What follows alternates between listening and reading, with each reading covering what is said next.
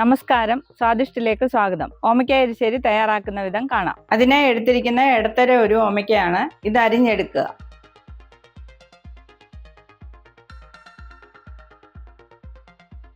തൊലി ചെത്തി അകമെല്ലാം ക്ലീൻ ആക്കി ചെറുതായി അരിഞ്ഞെടുക്കുക. ഈ ഒരു പരുവത്തിൽ അരിഞ്ഞെടുക്കുക.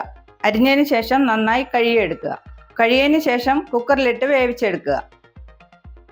ഓമയ്ക്കയുടെ കൂടെ 3 ടേബിൾ സ്പൂൺ കഴുകി വൃത്തിയാക്കി എടുത്ത തൊമര, 1/4 ടീസ്പൂൺ മഞ്ഞൾപ്പൊടി, 1 ടീസ്പൂൺ ഉപ്പ്, 1 കപ്പ് വെള്ളവും കൂടി ചേർത്ത് അടച്ചു വെച്ച് 2 വിസിൽ വരെ വേവിക്കുക.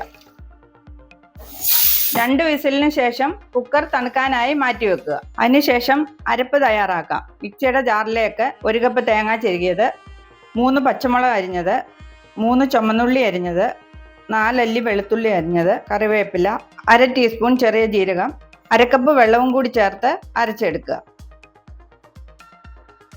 ഈ ഒരു പരുവത്തിൽ അരച്ചെടുക്കുക. കുക്കർ ആറിയതിന് ശേഷം തുറന്ന് അരപ്പ് ചേർത്ത് കൊടുക്കുക. അരപ്പ് ചേർത്തതിന് ശേഷം ഓമയ്ക്ക വെന്തിട്ടില്ലെങ്കിൽ അടച്ചു വെച്ച് 1 വിസിൽ വരെ വീണ്ടും വേവിക്കുക. പല സൈസിലുള്ള ഓമയ്ക്കകൾക്ക് പല വേവാണ്. വെന്തിട്ടില്ലെങ്കിൽ ഒന്നുകൂടി വേവിക്കുക.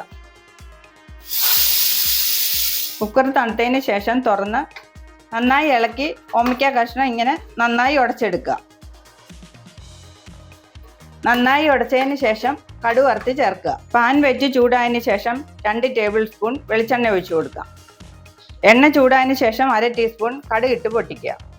കടുക് പൊട്ടിയതിന് ശേഷം 4 കൊച്ചുള്ളി അരിഞ്ഞത്,